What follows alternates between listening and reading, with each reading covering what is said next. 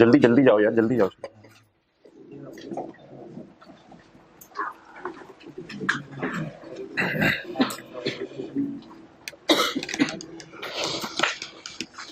जी अस्सलाम वालेकुम। CAF two lecture 17। अच्छा, ये कल हम बात कर रहे थे जो कैपिटल गेन का क्वेश्चन 7 का 2 था ना। प्रोविंशियल गवर्नमेंट ने 50 ईयर से ऊपर ऑन किए हुए, ना फॉरेन गवर्नमेंट ने 50 ईयर से ऑन किए हुए। जब दोनों ने नहीं ऑन किया था, company which is not a public company is called as. अच्छा, ये जो 75% वाला रूल है कि होल्डिंग पीरियड को 75% से मल्टीप्लाई करना है, तो ये किसके लिए रूल है? ये सिर्फ उन कंपनीज के लिए रूल है जो प्राइवेट कंपनी है या फिर ज्वेलरी और कॉइन वगैरह, इन चीजों के लिए रूल है 75% वाला। ओके, बाकियों के लिए नहीं है। अच्छा, ये क्वेश्चन 9 है यार, पेंटिंग है, कर लेंगे ज्वेलरी? अच्छा, ये भी आप नहीं कर सकेंगे, ये इनकम फ्रॉम बिजनेस के चैप्टर के। ये सोल्ड डाइनिंग टेबल कर लेंगे, कर लेंगे। डाइनिंग टेबल जल्दी बताएं क्या है? पर्सनल मूवेबल प्रॉपर्टी, इसलिए ये कैपिटल एसेट ही, तो इस पे ये चैप्टर नहीं लगता, कोई चैप्टर भी नहीं लगता इस पे। और हाँ जी 9। अच्छा, बाकी 10 सोल्ड पेंटिंग कर लेंगे, कर लेंगे। Sold painting, he sold his two personal vehicles, 2 गाड़ियां बेची हैं, जल्दी बताएं, जल्दी बताएं। 2 गाड़ियां बेची हैं इसने अपनी। बोले बोले बोले। Car is personal movable property, ना कैपिटल गेन का चैप्टर लगता है, ना और कोई चैप्टर लगता है, कोई चैप्टर इसमें नहीं लगता। बस घर की चीजें बेचने पे टैक्स नहीं लगता, सिवाय ज्वेलरी पेंटिंग वगैरह। तो टिक कर लें जल्दी जल्दी। क्वेश्चन 10 को भी टिक कर ले, 11 को भी टिक कर ले, 9 को भी टिक कर ले, छिक के रखें। ओके, अब आ जाए आप।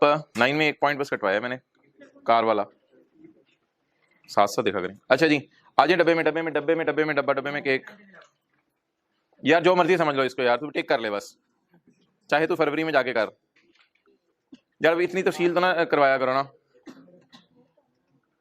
जी भाई। डब्बा, rate of tax for securities, securities के लिए टैक्स रेट क्या है भाई? ओके चल रहा है सारा, सही चल रहा है सारा। Rate of tax for securities. अच्छा यार, ये ना टेबल जरा समझना है सबको, जरा दाएं वाले को भी हल्की सी कोनी मार के मुतवज्जे कर दें, ज्यादा जोर से नहीं। ये जरा समझना है, rate of tax for securities असल में आप ना ये समझ लें कि सिक्योरिटीज 3 किस्म की हैं, बहुत पुरानी, पुरानी और नई। बहुत पुरानी खरीद के रखी हुई है, वो दादाजी के जमाने की खरीद के रखी हुई है, या पुरानी खरीद के रखी हुई है, या अभी अभी नई खरीद के रखी है। सिक्योरिटी से मुराद फिलहाल शेयर समझ लेना पब्लिक कंपनी के। तो हो सकता है बहुत पुराने, कई साल हो गए हों शेयर्स को भी, आप जो है वो बिल्कुल जो है वो खराब होने वाले हों और मुटिलेट होने वाले हों, इतने पुराने शेयर हमने खरीद के रखे हुए हैं। तो हजरात, शेयर कितने किस्म के हो सकते हैं? 3 किस्म के। शेयर कितने किस्म के हो सकते हैं? 3 किस्म के। नंबर 1, जल्दी जल्दी हो भाई, लेट आने वाले इधर देखो, पहले इधर देखो, लेट आने वाले पहले इधर देखें। सिक्योरिटीज कितने किस्म की हो सकती हैं जी? 3 किस्म की। जो बहुत पुरानी खरीदी हुई है, जो पुरानी खरीदी हुई है, और जो अभी अभी अभी अभी नई खरीदी, नई खरीदी। अच्छा, अब ये बहुत पुरानी क्या होंगी? पहले इधर देखें, बिफोर 1 जुलाई 13, 1 जुलाई 13 से पहले की खरीदी हुई है। 1 जुलाई 13 से ऊपर देखते हैं सिर्फ, 1 जुलाई 16 के दरमियान खरीदी है। और बोले बोले आगे, आफ्टर 1 जुलाई 16 खरीदी है। तो जो वो ऊपर जो है वो कहीं जाके ऊपर वाली अलमारी के अंदर कहीं मट्टी पड़ी हुई होगी, वो बहुत पुराने शेयर खरीदे होंगे, शायद हमने 2010 में खरीदे हों, 2009 में खरीदे हों।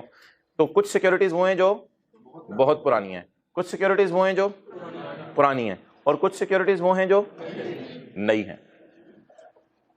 अच्छा, अब भाई इनके रेट क्या है ये जरा देख लें। सिक्योरिटीज, अच्छा पहले नीचे आए, where security was acquired before 1 July 13, कौन सी वाली हो गई? बहुत पुरानी वाली। इनके लिए टैक्स रेट क्या है? 0%। बस ऊपर डब्बा पढ़ने की जरूरत नहीं। इनके लिए टैक्स रेट क्या है? जो बहुत पुराने शेयर खरीद के रखे हुए हैं, अगर आज आप बेच दें तो रेट क्या है?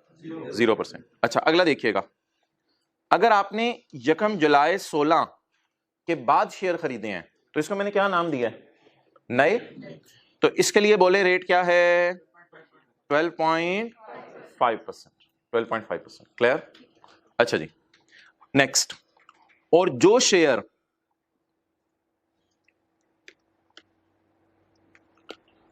पुराने हैं, बहुत पुराने नहीं है, पुराने, पुराना हमने किनको कहा है? Acquired before 1 July 16, acquired.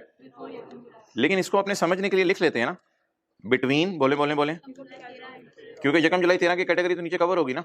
Between 1 July 13 and 1 जुलाई 16 ना लिखें, समझ आ जाएगा। अजीब लोग हैं, लिख भी नहीं रहे, थोड़ी देर बाद पूछेंगे लिखना था। अच्छा, बिटवीन यकम जुलाई 13 एंड यकम जुलाई 16, यकम जुलाई 13 और यकम जुलाई 16 के बोले बोले बोले दरमियान खरीदे हैं। ये कौन से शेयर होंगे? बहुत पुराने होंगे या पुराने होंगे? पुराने होंगे। अच्छा, where holding period is less than 12 month, जहां होल्डिंग पीरियड 12 महीने से कम है, तो फिर कितना रेट है? और अगर 12 महीने के बाद और 24 महीने के अंदर अंदर बेचा तो? और जब 24 महीने के बाद बेचा, ये लाइन काट दें, ये ऐसे ही कंफ्यूज करेगी, दोबारा देख लें, ये लाइन काट दें।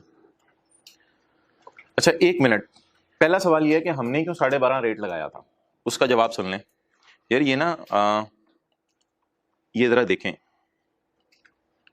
ये आर लिस्टेड कंपनी थी और पी लिस्टेड कंपनी थी, ये दोनों सेपरेट ब्लॉक थी, याद होगा आपको, सिक्योरिटीज थी। तो इसमें 18 जुलाई 16 है और 20 जुलाई 17 है, तो देख लें ये दोनों डेट्स आफ्टर यकम जुलाई 16 थी। फोकस करें जरा, ये यकम जुलाई 16 के बाद 18 दिन हो चुके हैं, और ये भाई लाइट नहीं ऑफ की हुई, और ये यकम जुलाई 16 के बाद बोले, अच्छा ऑफ की हुई है, यकम जुलाई 16 के बाद काफी ज्यादा दिन हो चुके हैं। क्लियर होगी ये बात? तो मोहतरम, इसलिए हमने फ्लैट रेट यूज किया था, आगे होके बैठे हैं, इसलिए हमने कौन सा फ्लैट रेट यूज किया था, कितने परसेंट, और आगे, इसलिए हमने कौन सा रेट यूज किया था, फ्लैट रेट, कितने परसेंट? 12.5%। क्लियर? तो बस जो हजरात लेट आए हैं वो बस एक सेकंड में तवज्जो होकर ये बात सुन लें। एक तो पास पेपर का क्वेश्चन 8, 9, 10 टिक कर लीजिएगा, उसमें एक लाइन कटवाइए, किसी से पूछ लीजिएगा, फिलहाल नहीं करनी, बाकी इधर 9, 10, 11 था मेरे ख्याल से। अच्छा इधर देखें एक सेकंड बस, सिक्योरिटीज कितने किस्म की हैं जी? लेट आने वाली सिर्फ व्हाइट बोर्ड पे देख रहे हैं। सिक्योरिटीज कितने किस्म की हैं? 3 किस्म की, वो मैं आज नई कैटेगरीज बनाई हैं। सिक्योरिटीज जो बहुत पुरानी खरीद के रखी हुई है, जो पुरानी खरीद के रखी हुई है, और जो नई खरीद के, जो बहुत पुरानी खरीद के रखी हुई है उनको हम क्या नाम देंगे? बिफोर यकम जुलाई 13 से भी पहले खरीद के रखी हुई है। जो पुरानी खरीद के रखी हुई है उन्हें क्या नाम देंगे? यकम जुलाई 13 से यकम जुलाई 16 के दरमियान। और जो नई खरीद के रखी है उनको क्या नाम देंगे? यकम जुलाई 16 के बाद खरीदी है। जो यकम जुलाई 16 के बाद खरीदी है उनका रेट क्या है? 12.5%, जो हम रेट यूज कर रहे हैं। जो यकम जुलाई 13 से पहले खरीदी हुई है उनका रेट क्या है? 0%। ठीक है। और जो यकम जुलाई 16 से पहले खरीदी हैं, लेकिन इसका मैंने मतलब बता दिया है, ये जरा लिखना है, यकम जुलाई 13 से यकम जुलाई 16 के दरमियान, तो इनका रेट बता दें क्या है। इनका रेट उसी तरह डिपेंड करेगा, अगर 12 महीने के अंदर बेच दी तो 15%, 12.5, और 24 महीने के बाद बेची तो 7.5%। क्लियर? तो हमने क्यों 12.5 रेट यूज किया था ये जरा बताएं। क्योंकि यकम जुलाई 13 के 16 के बाद खरीदी हुई है। तो फिर कभी ऐसा न्यूमेरिकल भी कर लेंगे जिसमें ये रेट भी जरा रिवाइज हो जाए, लेकिन पता होना चाहिए ये रेट भी अवेलेबल लॉ में है। ओके, आ जाए उसमें। बिफोर यकम जुलाई 13, यकम जुलाई 13 को अगर खरीदे तो इधर आएगा भाई, ऊपर वाले में, बिटवीन यकम जुलाई 13 एंड वो। ओके,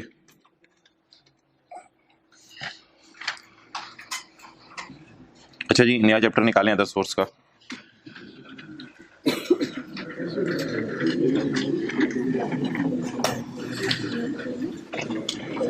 अच्छा भाई, सबसे पहला पॉइंट है, वो कहते हैं इनकम ऑफ एवरी काइंड, हर किस्म की income, income from other source,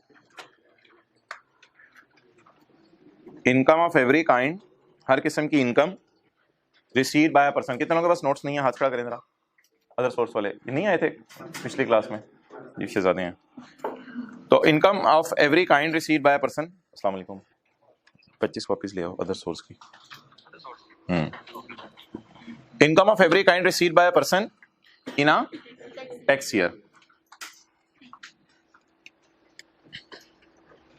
income of every kind received by a person in a tax year shall be chargeable under the head income from, सिर्फ हाईलाइट किया हुआ मैं पढ़ा हूं, जिस भी सोर्स से आपने इनकम कमाई है वो किधर जाएगी? Income from. असल में इनकम फ्रॉम अदर सोर्स का जो चैप्टर है ना वो बचा कुचा चैप्टर है। क्या मतलब है इस बात का? देखें, सादा सी बात है, आपने 2 चैप्टर पढ़े नहीं है, ना बिजनेस का पढ़ा ना सैलरी का पढ़ा, लेकिन आपको पता है बिजनेस के चैप्टर में आप क्या पढ़ेंगे? दुकानदार दुकान खोल के चीजें बेच रहे हैं। सैलरी के चैप्टर में आप क्या पढ़ेंगे? कोई बंदा मुलाजिम है, राइस के अंदर नौकरी कर रहा है, ये सैलरी के चैप्टर में पढ़ेंगे। तो ये 2 चैप्टर आपने पढ़े नहीं, लेकिन फिर भी आपको पता है इन चैप्टर्स में आएगा क्या। हाँ, कैपिटल गेन और प्रॉपर्टी में आपको नहीं पता चलना था क्या आएगा जब तक मैं ना बताता। अब आप मुझे बता दें अगर एक बंदे ने शेयर बेचे तो कैपिटल गेन में चले जाएंगे, ज्वेलरी बेची तो कैपिटल गेन के अंदर चली जाएगी, किसी बंदे ने प्राइवेट कंपनी के शेयर बेचे कैपिटल गेन में चले जाएंगे, किसी बंदे ने सिक्योरिटीज बेची कैपिटल गेन में चली जाएंगी, किसी ने घर बेचा कैपिटल गेन में जाएगा, किराए पे दिया प्रॉपर्टी में चला जाएगा। तो और अगर कोई कारोबार कर रहा है बिजनेस में चला जाएगा, और कोई बंदा नौकरी कर रहा है तो वो, अब इन सब में से कोई काम कोई नहीं कर रहा तो आज आके जो चैप्टर बचेगा वो कौन सा होगा? Income of every kind received by a person. इसका क्या मतलब है? If it is not included in any other head. ये जो भी इतनी लंबी मैंने आपके सामने तकरीर की है वो यही तो थी। अगर ये किसी और हेड में नहीं है तो फिर जाहिर बात है, और ऑब्वियस सी बात है यार, आप इतने फारिग भी नहीं है, अस्तगफिरुल्लाह, आप तो बहुत अच्छे हैं, आप ऐसे भी नहीं है, लफ्ज़ नहीं बोलना चाहिए था, आप ऐसे भी नहीं है कि आप जो है वो घर किराए पे दिया अदर सोर्स में डालें पेपर में। क्यों? क्योंकि आपको पता है उसके लिए अदर सोर्स का चैप्टर है। ऐसे भी नहीं है आप कि ज्वेलरी बेचो और आप उठा के अदर सोर्स में डाल दें। तो ये बात तो ऑब्वियस सी है यार, if it is not included in, अगर कोई चीज किसी और हेड में शामिल नहीं है तो आ जाके कहां गिरेगी? इनकम फ्रॉम अदर सोर्स में। जो चीज नहीं मिल रही वो स्टोर में से ढूंढ लो। Okay, income of every kind received by person in tax year shall be chargeable under the income from. हाँ, अगर कोई इनकम हुकूमत ने खुद ही माफ कर दी है तो वो भी अदर सोर्स के चैप्टर में नहीं जाएगी। ये तो एक जनरल सी बात है जो उसने की है। Okay, point A, dividend. Point A, dividend. भाई डिविडेंड तो किसी हेड ऑफ इनकम में भी नहीं करना था, अदर सोर्स तो हेड ऑफ इनकम है। हम जाके देखते हैं चैप्टर 4 के अंदर ये बात लिखी हुई थी, आपको खोलने की जरूरत नहीं। चैप्टर 4 कुछ लोगों ने तो फाइल बनाई हुई है ना, उनके साथ ही तरतीब से चैप्टर लगे हुए, वो तो खोल सकते हैं जिन्होंने किताब बैग में से ढूंढने। मेरा नहीं ख्याल खोलने की जरूरत है, मैं वैसे ही कह रहा हूँ। तो shirminda.com, तो यार income from section 5 tax on dividend, इसमें हमने सेक्शन 8 पढ़ा था जो कहता था this income shall not be chargeable under any head of income. ये इनकम किसी हेड ऑफ इनकम में नहीं जाएगी। तो डिविडेंड याद रखें किसी हेड ऑफ इनकम में नहीं जाएगा। और इधर क्या कह रहा है कि dividend income from other source में जाएगा। हमने कहा पागल ही होए। ओके, तो तफसील जरा पढ़ लें, ये तफसील आपके समझाने के लिए लिखी हुई है। ऑब्वियसली इसको याद नहीं करना आपने, समझने के लिए सिर्फ लिखी हुई है। असल में ना, अगर आप पाकिस्तान से डिविडेंड कमा रहे हैं, जैसे आपने PTCL के शेयर्स खरीदे हुए हैं या होंडा एटलस कार पाकिस्तान के शेयर खरीदे हुए हैं, तो फिर वो ऑलरेडी कवर हो चुका है सेक्शन 5 में, और ये फाइनल टैक्स रिजीम है, इसके अलग रेट है, ये अदर सोर्स के चैप्टर में नहीं गिरेगा। लेकिन ऐसा भी तो हो सकता है आपका लेवल हो और आपने यहाँ से बैठ के इंग्लैंड के भी शेयर खरीदे हों किसी कंपनी के और बांग्लादेश की किसी कंपनी के शेयर भी खरीदे हों। तो ऐसी सूरत में however if dividend is received as a it is chargeable under the head income from. तो पता क्या चला, अगर आप बाहर के मुल्क की कंपनी के शेयर खरीदें और फिर वो डिविडेंड दे तो वो कहाँ जाएगा? इनकम फ्रॉम अदर सोर्स में। जैसे अजीब सी मिसाल दी थी, एक भैंस आपने पाकिस्तान में रखी हुई है, उससे दूध आ रहा है, एक भैंस आपने इंग्लैंड में रखी हुई है, बाय एयर दूध मंगवाते हैं। तो जो कंपनी बाहर की है उसके अगर आप पाकिस्तान में बैठ के शेयर खरीदें तो आपका तो लेवल है, तो फिर जो डिविडेंड आएगा वो सेक्शन 5 में नहीं गिरेगा, वो किस चैप्टर में गिरेगा? इनकम फ्रॉम अदर सोर्स में।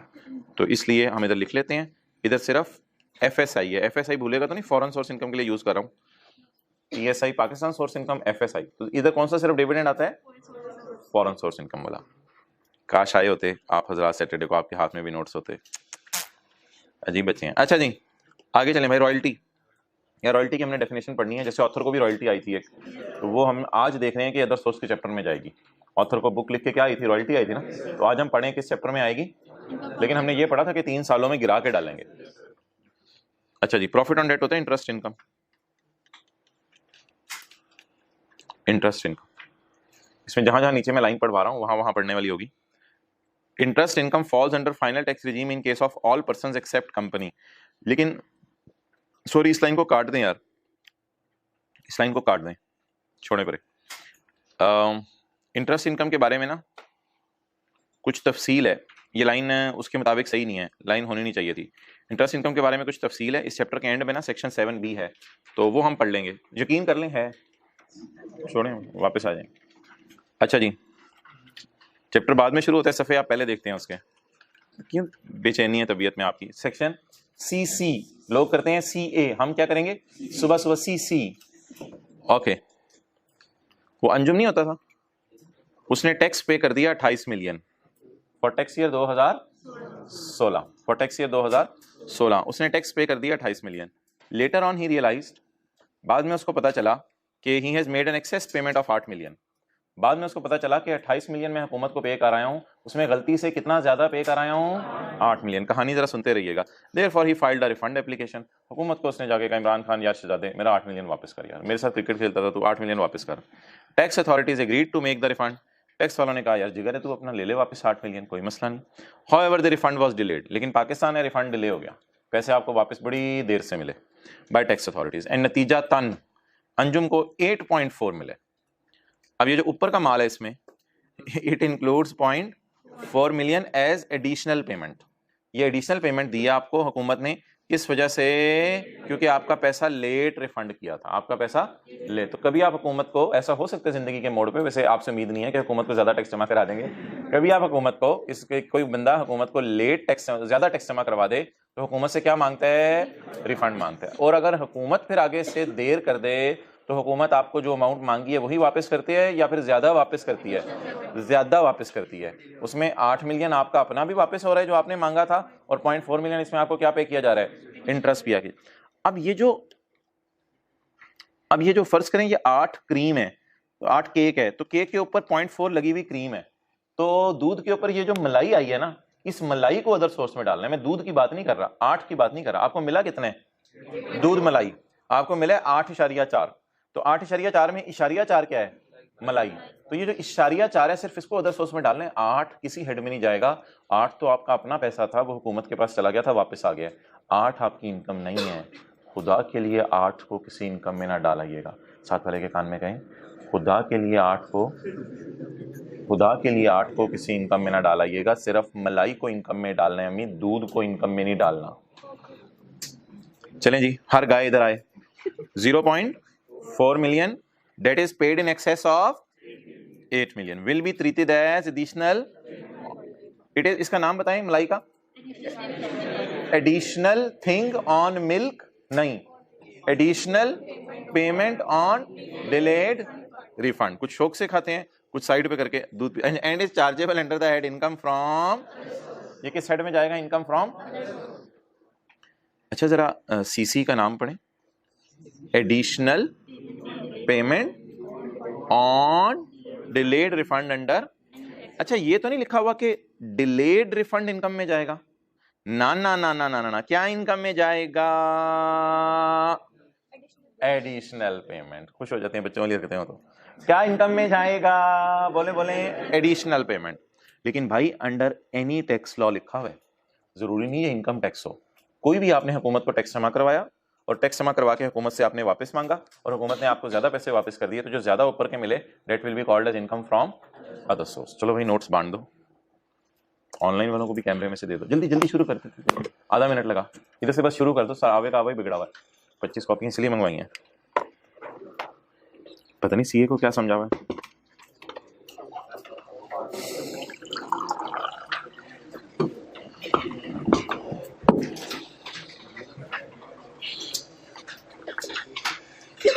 हाथ खड़ा रखें जब तक नोट्स ना मिल जाए।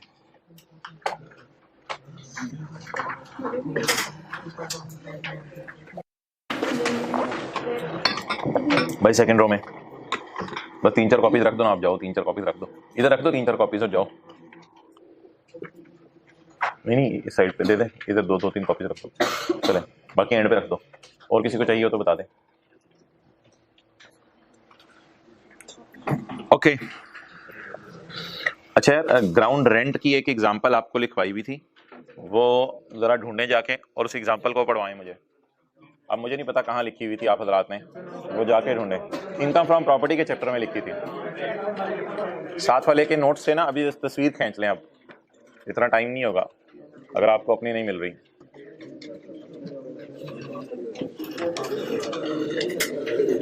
मिल गई तो मुझे भी दे दें। मिल गई है, समझ आ जाएगी। कहाँ लिखी हुई है? लिखी कहाँ हुई है? एग्जाम्पल कहाँ लिखी हुई है? अंग्रेजी जो मैंने लिखवाई थी, एवं नहीं समझ आएगी। अच्छा जी, ये एग्जाम्पल है, ठीक है। इसको नोट अगर आपने नहीं किया हुआ तो बेशक कभी कर लीजिएगा। ऑनलाइन वाले, फिजिकल वालों ने तो दाएं बाएं से तस्वीर खींच ली है। वसीम अकरम ओन्स 10 मरला लैंड। वसीम अकरम ने 10 मरला की लैंड ओन की हुई है। समझते जाएं मेरे साथ साथ, जिन्होंने नहीं नोट किया हुआ मेरे तरफ मुतवज्जे रहें इस वक्त सिर्फ। वसीम अकरम ओन्स 10 मरला लैंड, ये सेक्शन 15A के साथ मैंने एग्जाम्पल लिखवाई थी। तो वसीम अकरम owns 10 marla land he has rented out to Inzamam, 10 marla land है वसीम की, उसने किसको रेंट पे दे दी?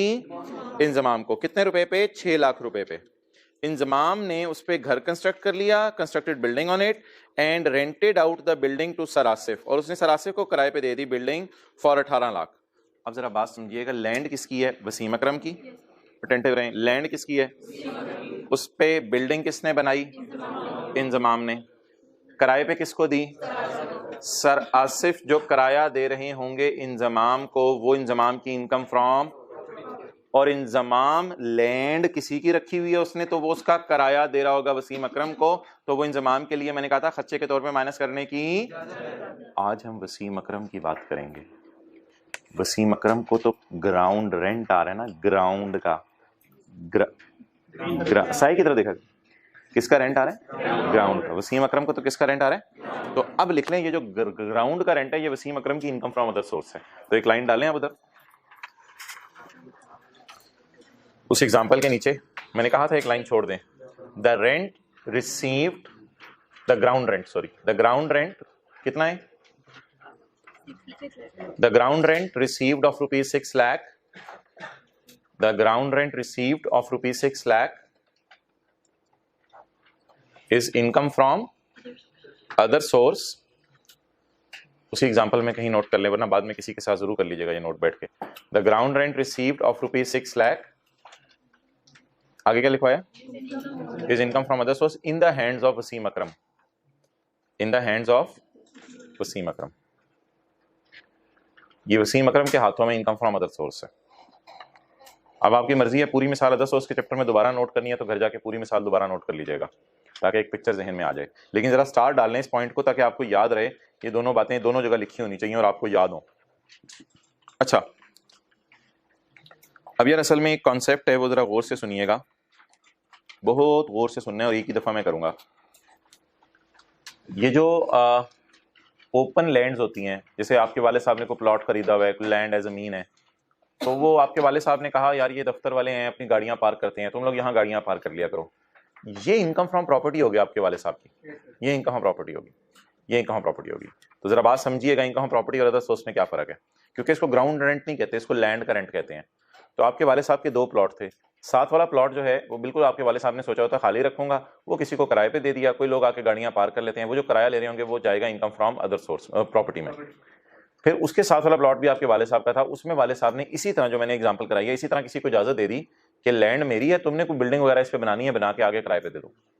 अब आपके वाले साहब को जो दूसरे वाले प्लॉट का किराया आ रहा होगा, असल में वो लैंड का नहीं आ रहा, उस पर अब बिल्डिंग बन चुकी है तो ग्राउंड का आ रहा है किराया, जो नीचे उन्होंने क्या प्रोवाइड किया हुआ है? ग्राउंड। तो जो ग्राउंड का किराया आ रहा है that will be income from other source. तो अगर लैंड को खाली रख के किराए पे दे दें, और अगर लैंड पे अगले को बिल्डिंग बनाने दें और फिर किराए पे दें, चलें ये बात उर्दू में लिख लें, खाली लैंड किराए पे दे दें तो इनकम फ्रॉम प्रॉपर्टी है, खाली लैंड किराए पे दे दें तो इनकम फ्रॉम प्रॉपर्टी है,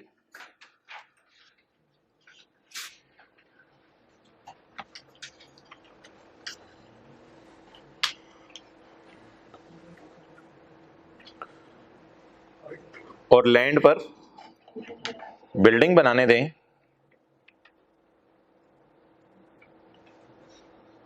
तो ये इनकम फ्रॉम अदर सोर्स है।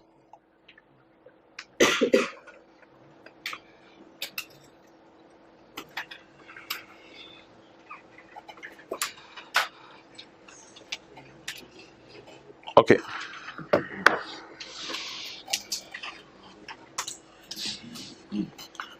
अब इसको नीचे छोड़ देंगे, आपने उर्दू लिख लिया तो, क्योंकि एक मिसाल वसीम अकरम वाली भी करा दी थी। पॉइंट ई,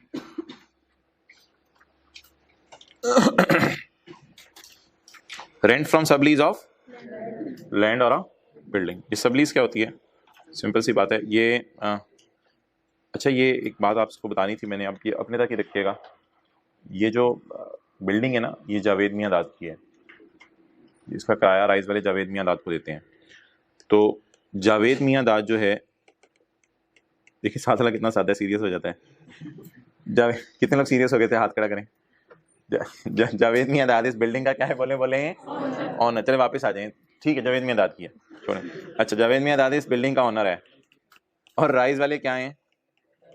टेनेंट है। अब राइज वाले कहे जी शाम को आजकल सीए फाइनल की क्लासें खत्म हो गई हैं, तो हम ऐसा करते हैं कि किप्स एकेडमी को, किप्स एक एकेडमी है जो बाहर के शहरों वाले क्लासेस ले रहे हैं ऑनलाइन, लाहौर में एक एकेडमी है। अच्छा, किप्स एकेडमी वालों को राइज वालों ने किराए पे दे दी कुछ कमरे, तो किप्स वाले क्या बनेंगे? सब टेनेंट। अब जावेद मियां दाद ना बीइंग एन ओनर कमा रहा है इनकम, तो इसलिए जावेद मियां दाद की ये इनकम फ्रॉम प्रॉपर्टी होगी। और जाहिर बात है किप्स वाले भी राइस को किराया दे रहे होंगे, तो राइस वाले अगर किप्स से किराया ले रहे हैं तो ये राइस की इनकम फ्रॉम अदर सोर्स होगी। तो ये बात लिखी हुई है, सब टेनेंट से जो किराया आएगा वो हमारी इनकम कौन सी होगा? इनकम फ्रॉम अदर सोर्स होगा।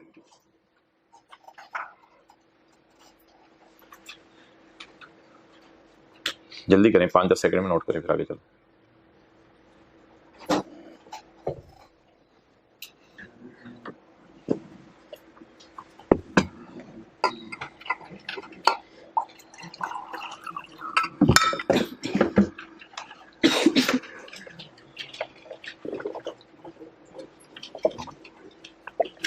ओके, तो बीइंग एन ओनर अगर आप इनकम कमाएं तो ये आपकी इनकम फ्रॉम, और किराएदार आगे किराए पे दे दे तो फिर ये राइस की income from other source. Rent from the sub lease of land और बिल्डिंग, तो बिल्डिंग की सब लीज से जो आपको किराया आ रहा है, उधर लिखा होता है ओनर को जो किराया है वो इनकम फ्रॉम प्रॉपर्टी है। ओके, इसको रहने दें, और कोई एग्जांपल कर लेंगे इसकी, इसको रहने दें। अच्छा जी जी भाई, जो मैंने किया वो करो ना, देखो यार मैंने क्या किया है, किधर रह गया यार, काटा है, आप भी काट दो। अच्छा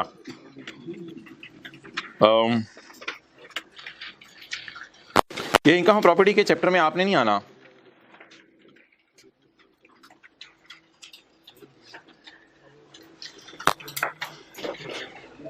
आपको इनकम प्रॉपर्टी के पहले सफे से रोने की आवाजें आ रही हैं? जरा सुने गौर से, कान लगा के सुने, आ रही है रोने की आवाजें? दिल की आंख से रोने की आवाजें आ रही हैं? आवाज आपको आ रही है? मुझे क्यों निकाला? आ रही है आवाज? आ रही है आवाज? पहुंच गए हैं, पहुंच गए हैं कुछ लोग, जल्दी बताएं, आ रही है आवाज रोने की? मुझे क्यों निकाला? प्रॉपर्टी के चैप्टर में हमने कहा था, अगर किथे रह गए, प्रॉपर्टी के चैप्टर में हमने कहा था अगर आप बिल्डिंग को प्लांट एंड मशीनरी के साथ किराए पे दे दें तो फैक्ट्री का किराया इस चैप्टर से निकाल दो, इस चैप्टर से निकाल दो, याद है ये कहा था? अच्छा, और फिर हमने दूसरा बात की थी कि अगर आप हॉस्टल बनाएं या कमरे बनाएं और किराए पे दें तो उसमें जो अदर सर्विसेज का किराया है उसको भी इस चैप्टर से निकाल दो। ये बातों के गवाह पेश करने की जरूरत नहीं है, तहरीरी गवाह मौजूद हैं इधर। तो ये कहा थे, दोनों बातें की थी। अच्छा, अब मुझे ये बता दें, ये बता दें कि अब रोने की आवाजें आ रही हैं इस चैप्टर से कि मुझे क्यों निकाला इस चैप्टर से? तो आ जाएं, वेलकम। आप अदर सोर्स के चैप्टर ने कहा यार आओ, आपके लिए दरवाजे खुले हैं। क्या हुआ, रो क्यों रहे हो? मुझे प्रॉपर्टी ने निकाल दिया था। आ जाओ आ जाओ यार, क्या हो गया? तुम्हें प्रॉपर्टी ने निकाल दिया, मैं तुम्हें एफए करा देता हूँ, खुद तुम बीए कर लेना। एफ और एफए पॉइंट पढ़ लें जी। Income from lease of any together with, अब चुप करके, अब आवाजें नहीं आ रही, अब जगह मिल गई ना, अब सीट मिल गई है, अब नहीं बोल रहा मुझे क्यों निकाला। तो शुक्र है यार, शुक्र है यार, थक गए थे बैठ, अब कहीं ना कहीं तो किसी ने तो लिफ्ट कराई है ना। एफए, अच्छा आज ना हम एफए करेंगे। Income from providing amenities, utilities और connected with the renting of building, वही जो उस चैप्टर में पढ़ा था। पॉइंट जी, एनी एनओटी और पेंशन। तो भाई ये एनओटी और पेंशन जो है ना, ये असल में तो है income from salary, income from salary, but कभी कभी ऐसा होता है कि आपको एम्प्लॉयर नहीं देता, तो फिर ये आपकी बन जाती है इनकम फ्रॉम अदर सोर्स। तो एम्प्लॉयर कब नहीं देता, कई दफ़ा कुछ बैंक्स ने ये काम शुरू किया हुआ है कि लोगों को पेंशन दे देते हैं। तो आमतौर पे बैंक्स तो आपको पता है देते नहीं है, ये हुकूमत यानी हुकूमत या कोई एम्प्लॉयर ही आपके देते हैं पेंशन। और ये पेंशन आपको पता होगा जब नौकरी इंसान छोड़ देता है तो उसके बाद घर बैठे मुफ्त में मिलती है। तो पेंशन हम पढ़ेंगे इनकम फ्रॉम सैलरी में, लेकिन अगर पेपर में लिखा हो आपके एम्प्लॉयर ने नहीं दी, एम्प्लॉयर कौन होता है? जिसके पास हम नौकरी कर रहे हैं, उसके अलावा किसी ने दे दिया, तो फिर कहाँ डाल दीजिएगा? इनकम फ्रॉम अदर सोर्स में। वैसे ऐसा कभी आया नहीं और ना आने का चांस है, तो मेजर आप यही याद रखें, पेंशन जो है इनकम फ्रॉम सैलरी के चैप्टर में गिरती है। लेकिन पढ़ लें, pension received by an employee from its employer is chargeable under the head income from salary. However, pension schemes are not zaruri due to relationship of employer and employee if the pension is received from a person other than employer then this will fall under the head income from other source. तो आपके employer के अलावा अगर और कोई pension दे दे तो वो किस हेड में गिरेगी? इनकम फ्रॉम अदर सोर्स में। आगे ये कुछ रट्टा प्रोग्राम है, याद कर लें। प्राइज बॉन्ड का लफ्ज आ गया, winning from a referral, lottery, prize on winning a quiz, prize offered by companies for promotion of sale और क्रॉसवर्ड पजल। ये कुछ 6-7 नाम है। प्राइज बॉन्ड इसमें आपको ज़्यादा पता होगा, बाकी चीज़ें शायद ना बताऊं। तो ये अगर किसी के नाम निकल आए तो ये भी किस हेड में जाएंगे? बोलें इनकम फ्रॉम अदर सोर्स में। जल्दी जल्दी ज़रा रिवाइज करें सारे नाम, जल्दी जल्दी, बस ये इधर बैठे बैठे रिवाइज करें। Royalty, sorry dividend, royalty, profit on debt, ground rent, rent from sub lease of building, income from lease of any building together with income from providing amenities, utilities or any other connected with the renting of building, annuity or pension, price bond etc. जल्दी जल्दी दोबारा जरा revise कर। Dividend, royalty, profit on debt, ground rent, additional payment on delayed rent from sub lease of land और building, और building को plant machine के साथ किराए पे देना और कनेक्टेड सर्विसेज किराए पे देना, और प्राइस बॉन्ड एटसेट्रा। तो अच्छा जी, पॉइंट आई और जे।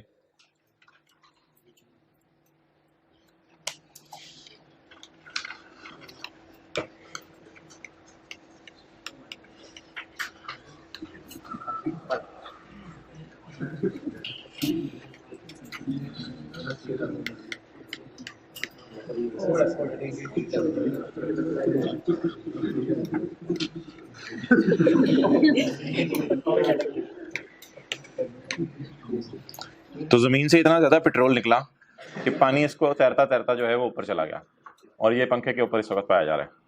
तो लकीली मोबाइल इसकी जेब में था, तो इसने हुकूमत को फ़ोन किया कि ज़मीन अपने फुल जोबन के साथ ख़जाने उगल रही है इस वक्त, और इस वक्त ख़जाने निकल रहे हैं ज़मीन से। एक ख़जाना आपको ऊपर मिलेगा, वो छत के साथ लगा हुआ है, जो आपको कॉल कर रहा है वो पूरा आइटम है, और नीचे से आपको ऑयल मिल जाएगा। तो हुकूमत इमरान खान जल्दी आओ, मुझे भी बचाओ, पेट्रोल भी ले लो। तो अब ऐसे अरेंजमेंट में होता ये है कि इसको नीचे उतारा जाता है, सॉरी ऐसे अरेंजमेंट में होता ये है कि जिसका ये घर है या जिसका ये इलाका है जहाँ से ये चीज़ निकली है, तो हुकूमत आ जाती है और आके ऑब्वियसली मिसाल के तौर पे 90 लीटर पेट्रोल खुद ले जाती है और 10 लीटर पेट्रोल इनको दे देती है। ऐसा अरेंजमेंट भी हो जाता है। या फिर 100 लीटर पेट्रोल हुकूमत ले जाती है, 10 लीटर पेट्रोल के पैसे इनको दे देती है, क्योंकि इनको भी थोड़ा बहुत बेनिफिट मिलना चाहिए, इनको भी डिस्टर्बेंस होगी। ऑब्वियसली नेचुरल रिसोर्सेज तो सारे हुकूमत के कब्जे में है, ठीक है। तो ये लोग बताएं ना, वो और बात है, लेकिन जब हुकूमत कहीं पता चल जाए तो नेचुरल रिसोर्सेज हुकूमत के होते हैं, तो इनको नेचुरल रिसोर्सेज 100% नहीं मिल जाते। जो भी थोड़े बहुत इनको पैसे मिलेंगे वो इनकी कौन सी इनकम में जाएंगे? Income from other source. इस बंदे का काम तो नहीं है, ये बिजनेस तो नहीं है, ये रोजाना इधर मिले, तो ये तो इनकम फ्रॉम अदर सोर्सेज। अच्छा जी, एनी अमाउंट और fair market value of benefit, I और जे दोनों में एक ही बात हो रही है, इन दोनों में फर्क बता दे। एनी अमाउंट और any fair market value of benefit. ऐसा नहीं, ऐसा भी हो सकता है हुकूमत आपको पैसे दे दे, ऐसा भी हो सकता है हुकूमत आपको जाते जाते कहे यार पैसे तो हम आपको नहीं दे रहे, यही चीज़ रख लो जो खजाना निकला है, 10-15 लीटर आप रख लो, बाकी हम ले जाते हैं। तो बोलें हुकूमत आपको कैसे कैसे खुश कर सकती है? पैसे दे के भी खुश कर सकती है, और दूसरा वही चीज आपको दे दें, जिसे आप बेनिफिट इन काइंड भी बोलते हैं लफ्ज, बेनिफिट इन काइंड।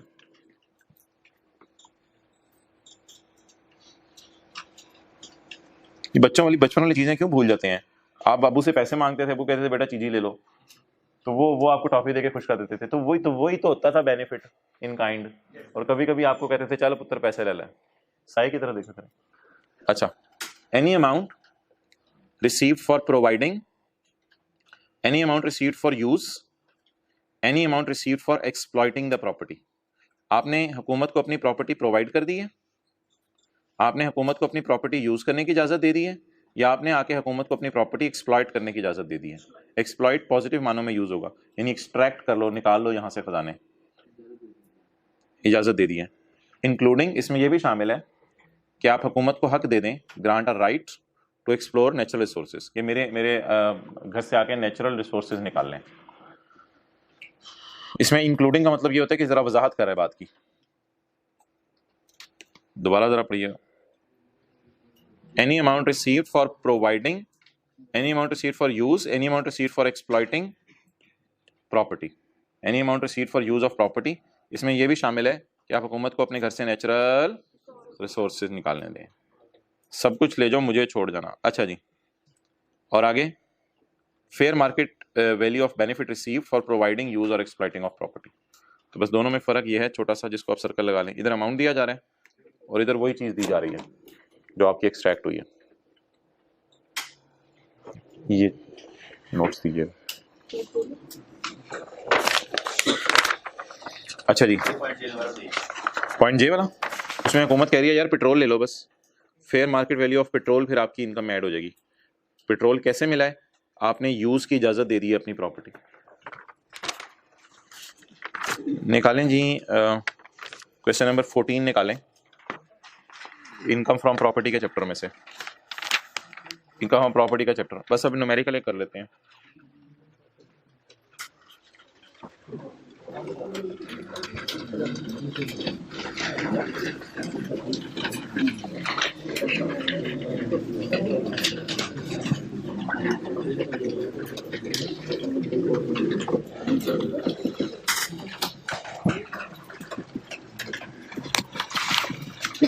कौन सा चैप्टर है जी?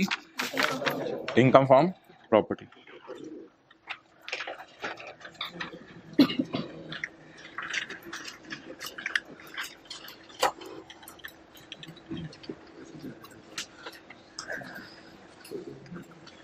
अच्छा, इनफ्लोज और आउटफ्लोज ना अलग अलग आपने करते रहना, सही है? ये ज़हन में रखा करें ना, जो भी हेड आ जाए, इनफ्लोज आउटफ्लोज अलग अलग होते हैं।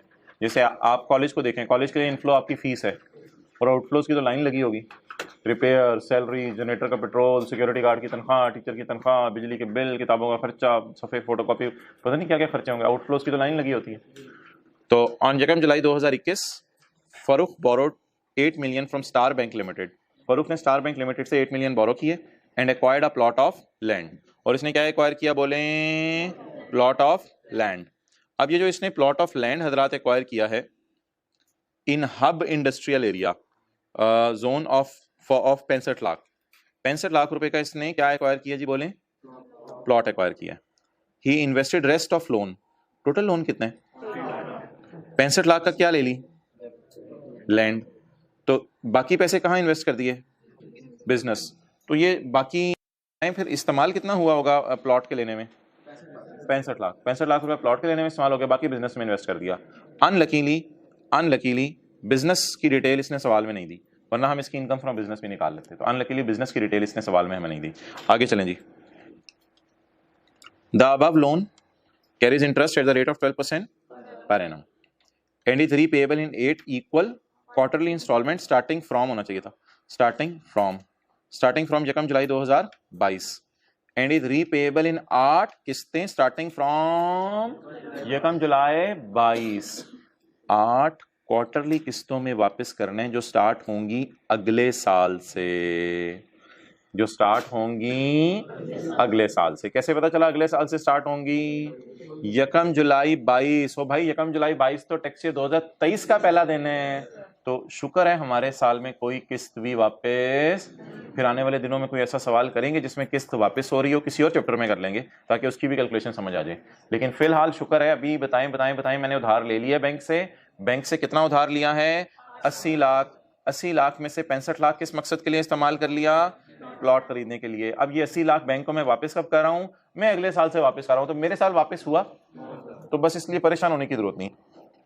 तो व्हाट आई थिंक कि सवाल में ये लाइन मेरे लिए कम से कम रेलिवेंट नहीं है। And is repayable in 8 equal quarterly instalment starting from यकम जुलाई 22। ये लाइन फिलहाल मेरे लिए कोई रेलिवेंट नहीं है। क्लियर? ऑन यकम अगस्त 2021, यकम जुलाई को बैंक से लोन लिया था ना, तो जुलाई और उसके बाद अगस्त, जुलाई 1 महीना हो गया, अगस्त। ऑन यकम August Farrukh decided to sell the plot of land to Zulfiqar. सोचा कि जुल्फिकार को क्या बेच दूं? Plot of land for ₹10 million, 10 million का बेचने का सोचा। And receive deposit of 5 lakh from them. तो 1 करोड़ का बेचना था, 1 करोड़ में से 5 लाख उसने एडवांस पकड़ लिया। ऑन 15 अगस्त 2021 और इंडिया की आज़ादी के दिन फरूख ने ये पैसे छुड़वा लिए उससे, क्योंकि जुल्फिकार ने कहा था यार मैं नहीं ये खरीद सकता, 1 करोड़ की चीज़ मेरे लिए बड़ी मुश्किल हो रही है, जो मैंने तुझे 5 लाख दिया था वो रख अपने पास, वो बस आपको पता है वो वापस नहीं आमतौर पे मिलते। तो ये 5 लाख इनकम फ्रॉम प्रॉपर्टी है। रेंट की डेफिनेशन शायद आपको याद हो, रेंट की डेफिनेशन थी फोरफिटेड डिपॉजिट। जी बताएं, फोरफिटेड डिपॉजिट का क्या करना है? इनकम फ्रॉम प्रॉपर्टी में चला जाएगा। आगे आ जाइए जी। ऑन यकम सितंबर 2021, जब मामला ठंडा हो गया, वो बंदा चला गया, उसने कहा मैंने घर घुर कोई नहीं लेना। ऑन यकम September 2021 Farrukh let out the plot of land. Farrukh ने प्लॉट ऑफ लैंड क्या कर दिया? किराए पे दे दिया। टू हिज फ्रेंड आतिफ, अपने दोस्त आतिफ को। At a monthly rental of, और महीने का किराया कितना तय हुआ जी? 1.5 लाख रुपए तय हुआ। Okay, late out the plot of land. Plot of land किराए पे हम पहली दफा क्लास में दे रहे हैं। हमने बिल्डिंग किराए पे दी हुई है, हमने घर किराए पे दिया हुआ है। प्लॉट ऑफ लैंड हम पहली दफा किराए पे दे रहे हैं, ये भी इनकम प्रॉपर्टी है। प्लॉट ऑफ लैंड आपने किराए पे दे दिया। अच्छा, annual rental value of plot of land is 2160000। ये जो मैंने येलो में हाईलाइट किया ना, 2 लाइनें, ऊपर वाले डब्बे पैरे में नहीं, नीचे वाले पैरे में, इन दोनों को जरा दोबारा पढ़ लें। यकम सितंबर को फरूख ने घर बोले कितने पे किराए पे दिया? क्लियर? अच्छा जी, ये महीने का किराया, साल का? महीने का। लेकिन एनुअल किराया उस प्लॉट का कितना है? एनुअल रेंटल उस प्लॉट का कितना है? ये एनुअल रेंटल फिर क्या होगा? एनुअल रेंटल वैल्यू क्या होगा, जरा सोच के बताएं। फेयर वैल्यू होगी इसकी। तो अलग से हमें तो किराया आ रहा है ना, तो एनुअल रेंटल वैल्यू या fair value of plot of land कितनी थी? 21,60,000। लेकिन ये तो साल की है, ये साल की है। अच्छा जी, अब आप मुझे बताएं, इनकम फ्रॉम प्रॉपर्टी की जब मैं कैलकुलेशन शुरू करूंगा तो मैं किराया कैसे लूंगा? Higher of. 1.5 लाख में क्या मसला है? ये पर मंथ है। मैंने इसको लाना है यकम सितंबर से शुरू करके। यकम सितंबर से गिनना शुरू करें तो सितंबर, अक्टूबर, नवंबर, दिसंबर, जनवरी, फरवरी, मार्च, अप्रैल, मई, जून, कितने महीने बने? तो 1.5 लाख पर मंथ है, लेकिन मुझे कितने महीने का किराया चाहिए? 10 महीने का। कैलकुलेटर्स हाथों में हो तो क्या जवाब आ गया, जल्दी बताएं? 15 लाख। 15 लाख, या बोलें बोलें बोलें बोलें। What is market value? 2160। ये कितने महीने का किराया है? 12 महीने का। मुझे 1.5 लाख में क्या मसला था? ये पर मंथ था, मुझे 10 महीने का चाहिए था, तो सीधा मल्टीप्लाई कर दिया। 21,60,000 में क्या मसला है? ये 12 महीने का है, मुझे 10 का चाहिए, तो डिवाइडेड बाय 12 इंटू 10, 18 लाख। अब आप मुझे बता दें दोनों में से हायर क्या है? 18 लाख। तो जब मैं अपना सवाल शुरू करूंगा तो मैं इनकम में कितना डालूंगा? 18 लाख। ये कैलकुलेशन सॉल्यूशन में हुई है, मैं भी दिखा देता हूं आपको, तो आपको समझ तो आ गई है ना। तो लेट स्टार्ट।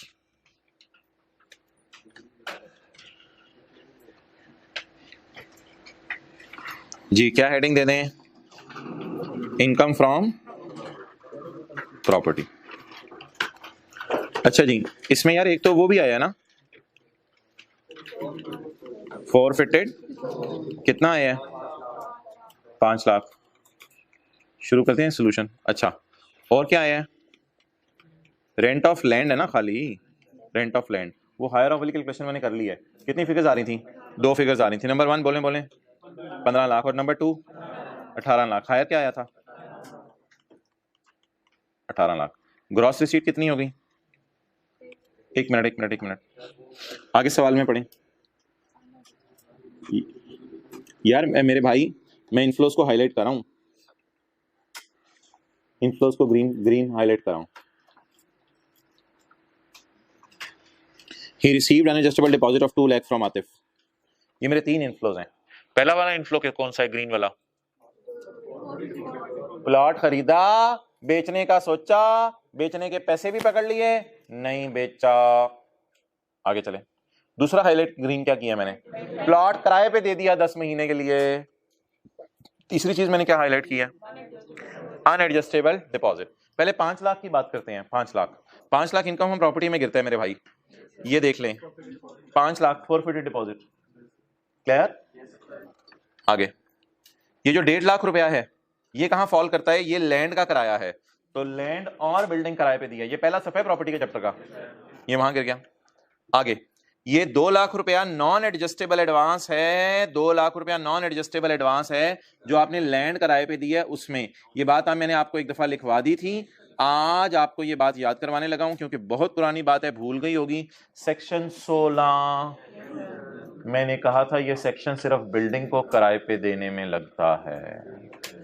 अगर आप लैंड का नॉन एडजस्टेबल ले लें, लिखवाया था एक दिन, अगर आप लैंड का नॉन एडजस्टेबल ले लें तो उसे 10 से डिवाइड नहीं करना, क्योंकि यहां सेक्शन 16 में लैंड और बिल्डिंग नहीं लिखा हुआ, सिर्फ क्या लिखा हुआ है, बिल्डिंग, सिर्फ बिल्डिंग लिखा हुआ। क्लियर?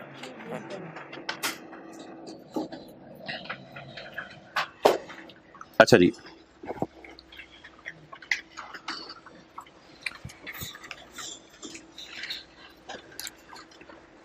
क्या है जी अगली चीज बोले? Non adjustable amount. यार ये इनफ्लोज अभी चल रहे हैं, खत्म ही नहीं हो रहे। किसका? लैंड का। Section 16 not apply on land. यार जल्दी लिखे ना, सेक्शन 16 नॉट अप्लाई ऑन, ऐसे भूल जानी है वरना बातें। सेक्शन 16 किस पे नहीं लगता? लैंड पे, does not apply on land. अब ये मेरे पास जगह नहीं है इसलिए बस मैं सेक्शन 16 नॉट अप्लाई क्या लिख दूं जी? Non adjustable amount. अच्छा जी, तीनों इनफ्लोज मेरे फारिग हो गए फारिग, तीनों इनफ्लोज। एक क्या आया था? फॉरफिट डिपॉजिट, दूसरा लैंड का किराया, और तीसरा लैंड का नॉन एडजस्टेबल अमाउंट। टोटल जल्दी।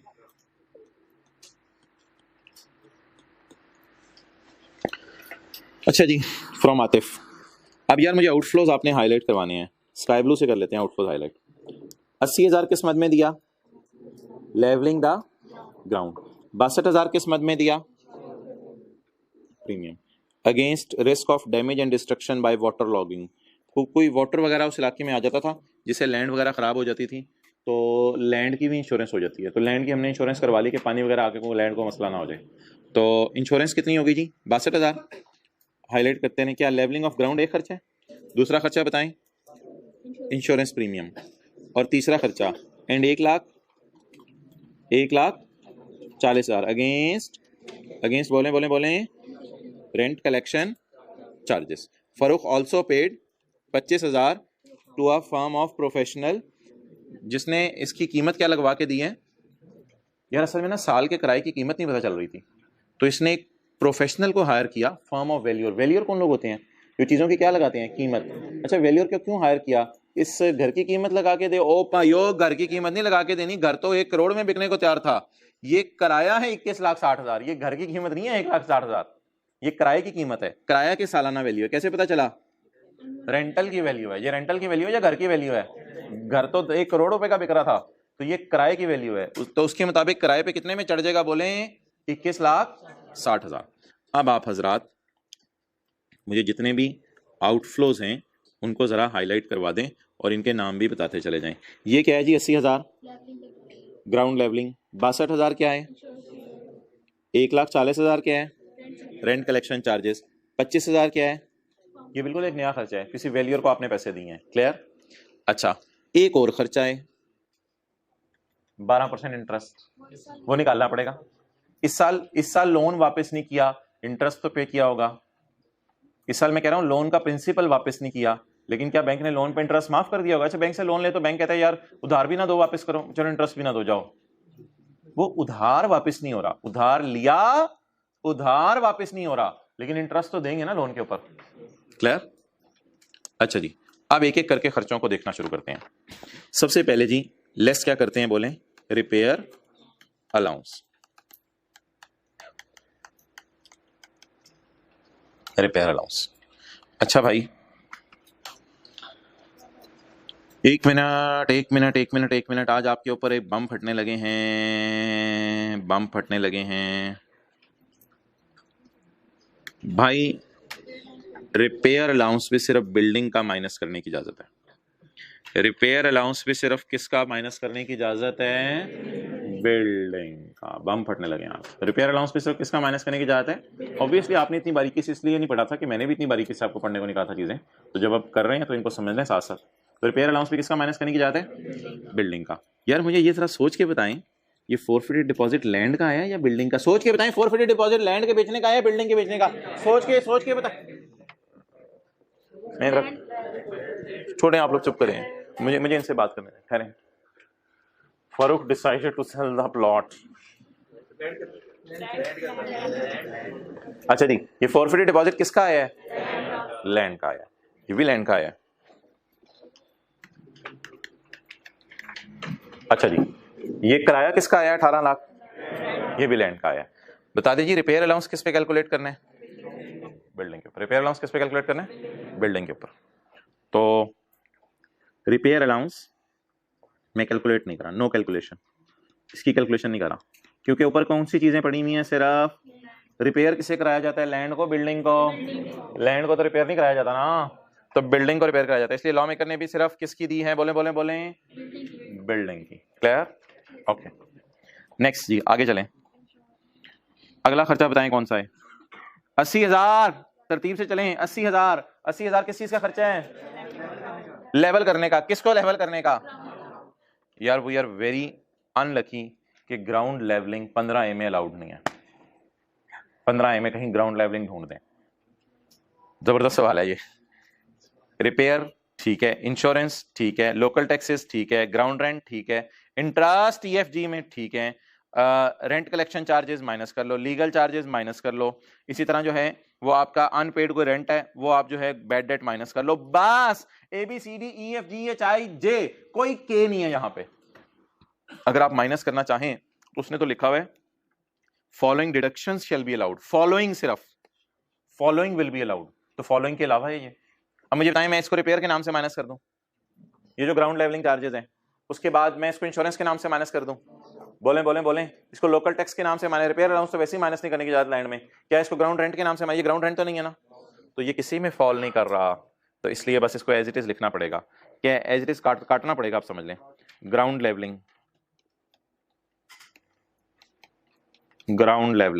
कितना हो गया जी? 0। अच्छा, 62,000 एज इंश्योरेंस। इंश्योरेंस के ऊपर थोड़ा मुझे टाइम लगेगा, ये मैं इंशाल्लाह कल डिस्कस करूंगा। इंश्योरेंस लिख के मैंने क्वेश्चन मार्क लगा दिया, आज हम टोटल नहीं करेंगे, कोई मसला नहीं, अभी टाइम खत्म हो रहा है। अच्छा आगे चलें यार। 1,40,000 अगेंस्ट, और रेंट कलेक्शन चार्जेस तो नॉर्मल है। रेंट कलेक्शन चार्जेस में बिल्डिंग का लॉस नहीं लिखा हुआ। रेंट कलेक्शन चार्जेस में आप आए, रेंट कलेक्शन चार्जेस कितने rent collection charges Holi and exclusively in deriving rent, बस इन डिराइविंग रेंट लिखा हुआ, यहाँ को बिल्डिंग का लॉस नहीं लिखा हुआ। ठीक है, रेंट कलेक्शन चार्जेस आपका नॉर्मल खर्चा माइनस करें। लोअर ऑफ बोले